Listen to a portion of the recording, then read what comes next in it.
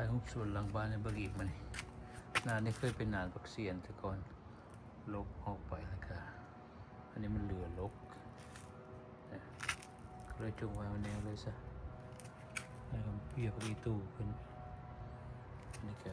ปักเสียนเหลือลกเกิดขึ้นมาใหม่ก็จงไว้เลยซะเลยสิว่าปลูกอย่างไรเตรียมสิไปเที่ยวหันเที่ยวนี้ยันไม่มีคนเอาไทยขนาดที่สองที่เคยเป็นนานพักเซียนคือกันนี่ก็เลยประกาศซ้อมตัวนี้ก็เลยรอตัวนี้เกี่ยวกับมะเขือนี่มะเขือก็ใหญ่แล้วจะน่าจะเป็นมากแล้วนี่มะเขือมาทั่วใส่รอแคมหน่อยกับปลาอีตูนี่ปลาอีตูเป็นประหยัดเอาไปแกงใส่อย่างละมาเอาเด้อมาแววเด้อแถวไข่นี่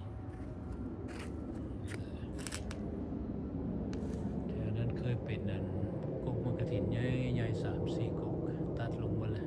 ยังตะปุ่มกันไปนี่ตัดตัวให้ดูมาใหม่นี่แจ๋แล้วก็เครื่องมันเกิดกับไม้มามัวทางหลังบ้านนี่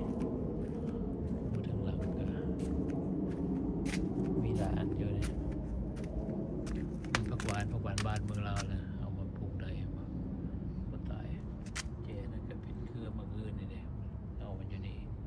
ลามไปพุ่นเอาไว้กันมีคอหนึ่งมักเล็ดก็มี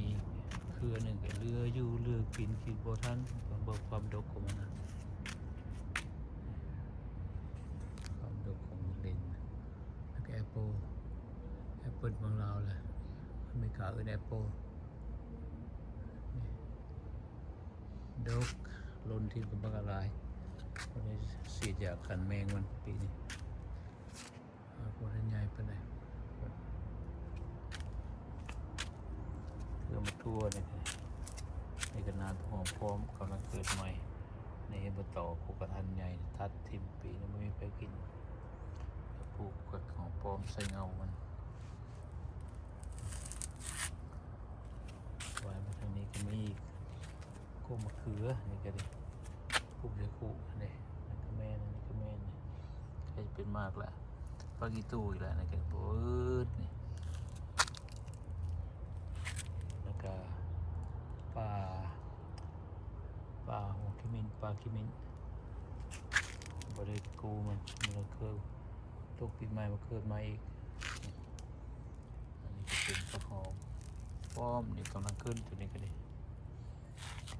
ข้าวผมป้อนหนึ่งผักสะแงะได้เนี่ยผักสะแงะใส่แกงหน่อไม้ได้เนี่ยเลาะแคมนานก็เป็นเครื่องมักทั่วอันนี้โหระพานี่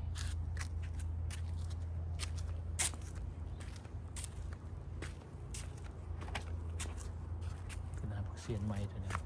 เพราะได้ว่าหลายปีมันทีละนานพอได้กินเสาไปขายทุกคนเราเห็นละแล้วเอาไปขายยามบุญวัดปีนี้เศร้าละพอเมื่อยเท่าละมันพอได้กินปันหมูกินพออันนี้ผักหอมกินกับเฟอร์กับลาบกับอย่างได้หมดเจ้าหลังคนอื่นผักเสริมเวียดคือวันนี้นั่นแหละ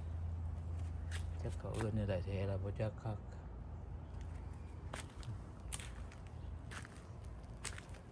ป่าปักแปวตัดเลื้อยเกิดเลื้อยใหญ่งามไปเนี่ย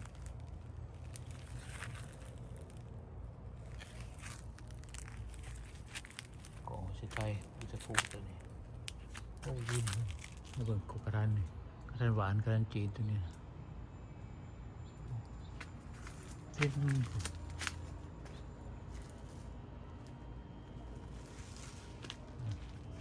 จงไว้จะส่งพวกน้อยในนี้เลยพวกใหญ่ตาทิมกินบ่ได้กินบ่ไหวหลายพวกกินบ่ทันนี่เติบแล้วอันนี้ก็มักพับเมืองไทยมักพับอันนี้ภาษาอังกฤษมักพริซิมันตัวนี้นะตัวนี้ก็บ่ทันใหญ่วัตถุสามนี้แหละบ่ทันใหญ่ให้เด็กวัตถุสามนี้นี่ก็ปลาพักเสริมพวก เอาเด้ชมบ้านเอาไปผักหอมลาดเมื่อนี้มันละงามที่นี่งามงามอย่างว่ายมาถึงนี่ก็เป็นเงาพักกันพักขาวท้องคือมาฟักอันนี้มีเครือนึงของปืนมาคนพวกดอกเก็มยางอยู่แกนั่นก็เป็นโกบุกแคคตัสเขากินมากมันคือกันที่มาทางนี้ก็ลืมทายของสิทายให้เบิ่งอันนี้คนใช้มันเหลือตายไปกายคือขึ้นมาใหม่เต็มตึ้งอันนี้โกมพรำเมิดแล้วมากมันกินไว้เมิดไปจุดมาทางลนที่มัดโอเคตายเบิ่งเท่านั้นเด้อมันนี้เด้อคือนาติดตามมาขอบใจที่ติดตามขอบใจบ๊ายบาย